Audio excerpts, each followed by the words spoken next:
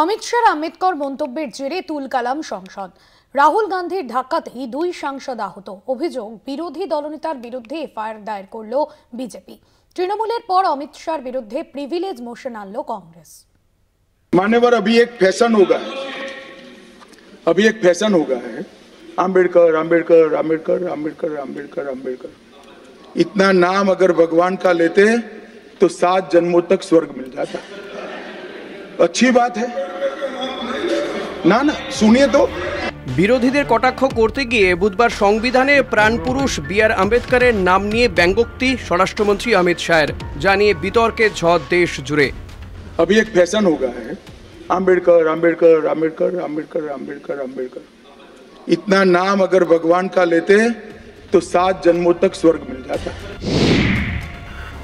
কেন্দ্রীয় স্বরাষ্ট্রমন্ত্রীর বিরুদ্ধে স্বাধিকার ভঙ্গের নোটিশ আনে তৃণমূল কংগ্রেস।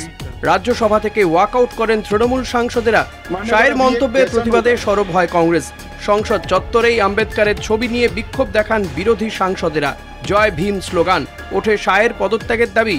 ये पहले ही कह रहे थे कि कॉन्स्टिट्यूशन को हम चेंज करेंगे, ये इसके खिलाफ हैं, अंबेडकर जी के खिलाफ हैं, उनकी विचारधारा के खिलाफ हैं। इनका पूरा का पूरा काम अंबेडकर जी ने जो किया और जो कॉन्स्टिट्यूशन है उसको खत्म करने का है, तो सब पूरा देश जानता है। क्या मांग करते हैं आप? राहुल जी क्या मांग करते हैं? क्या अपॉलॉजी की मांग करते हैं? অমিত শাহ, স্বরাষ্ট্রমন্ত্রী অমিত শাহ অত্যন্ত অন্যায় কাজ তার কনস্টিটিউশন নিয়ে যে তার ভাষণ সেটাতে করেছেন, এবং আম্বেদকর সাহেবের এত অপমান আজ অব্দি কোনোদিন সংসদে এভাবে হয়নি। বুধবারের ঘটনার রেশ আছড়ে পড়ে বৃহস্পতিবার সংসদ চত্বরে।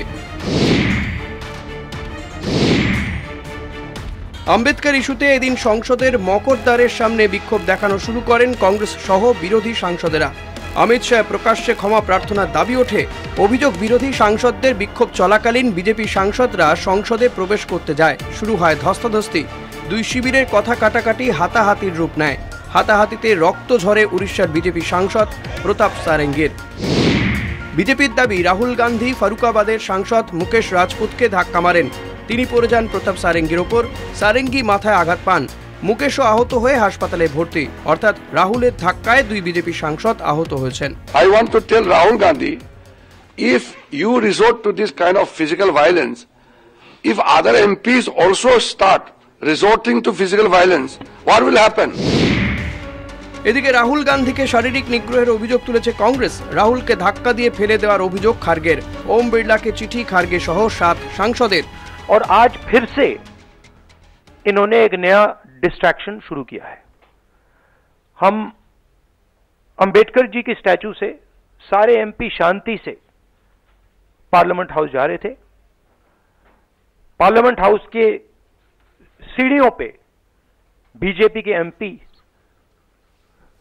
लकड़ियां लिए हमारे सामने खड़े होते हैं, हमें अंदर नहीं जाने देते हैं, और उसके बाद अब ये थोड़ा सा अपना फिर से ये डिस्ट्रैक्शन करने की कोशिश कर रहे हैं। ये जबरदस्ती हमारे ऊपर हमला करके, और मैं उसमें पहले ही मैं किसी को धक्का देने की स्थिति में नहीं हूं, लेकिन मेरे को खुद वो लोग धक्का दिए, मैं अपना बैलेंस नहीं संभाल सका, मैं नीचे बैठ गया।